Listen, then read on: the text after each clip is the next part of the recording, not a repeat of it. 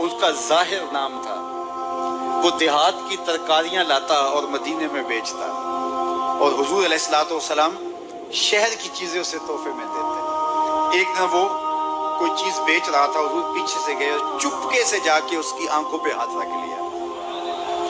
یہ کبھی آپ نے بھی کیا ہوگا، اس کو کہتے ہیں کولی بھرنا۔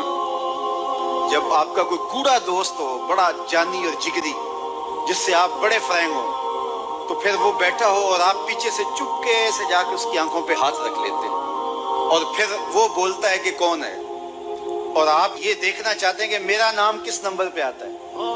بات تو کرتا ہے کہ جناب تجھے یاد رکھتا ہوں، تو آج میں نے ہاتھ رکھے ہیں تو ظاہر اپنے قریبی دوستوں کا نام لے گا، تو میں کس نمبر پہ آتا ہوں۔ تو کسی کی کولی بھرنے کا مطلب یہ ہوتا ہے میں دیکھوں تو صحیح اس کو میرے سے محبت کتنی ہے۔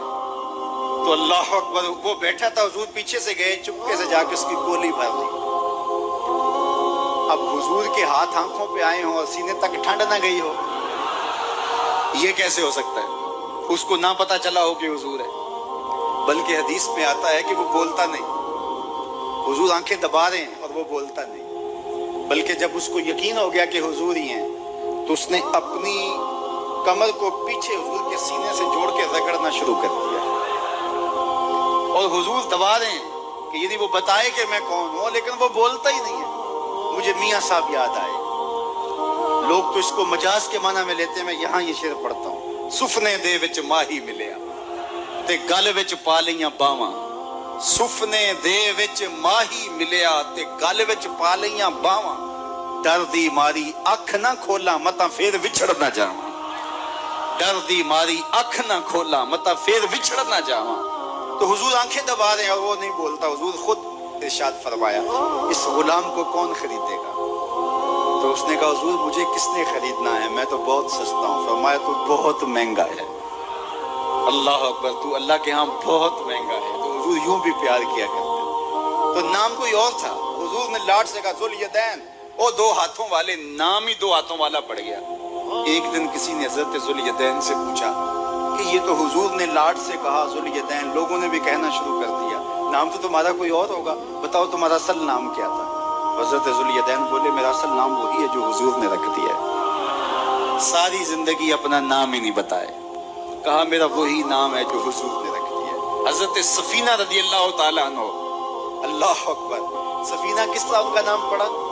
نام اس طرح پڑا کہ جب قافلہ چلتا تھا تو حضرت سفینہ جو ہے وہ پیچھے رہتے، حضور نے کہا کہ تم ذرا پیچھے رہو، قافلے میں سے کسی شخص کی کوئی چیز گری پڑی ہو تو وہ اٹھا لیا کرو۔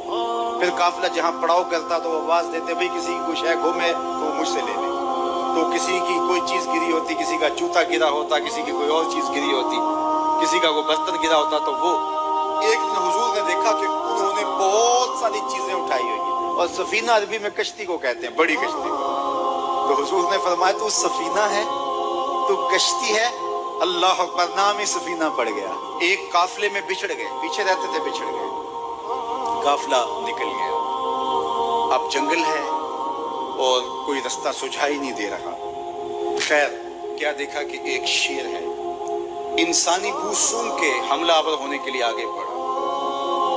تو شیر جب قریب آیا نا اور حملہ کرنے لگا، حضرت سفینہ نے شیر کو کیا کہا سن لو، شیر کو مخاطب ہو کے اس کی آنکھوں میں آنکھیں ڈال کے کہا یا ابا الحارث انا مولا رسول اللہ صلی اللہ علیہ وسلم، اے جنگل کے بادشاہ سن میں رسول اللہ کا غلام ہوں۔ بس آپ کے کہنے کی دیر تھی، اس نے دم ہلانا شروع کر دیا اور وہ آگے آگے چلتا تھا۔ راوی لکھتا ہے کہ وہ آگے آگے دوڑتا تھا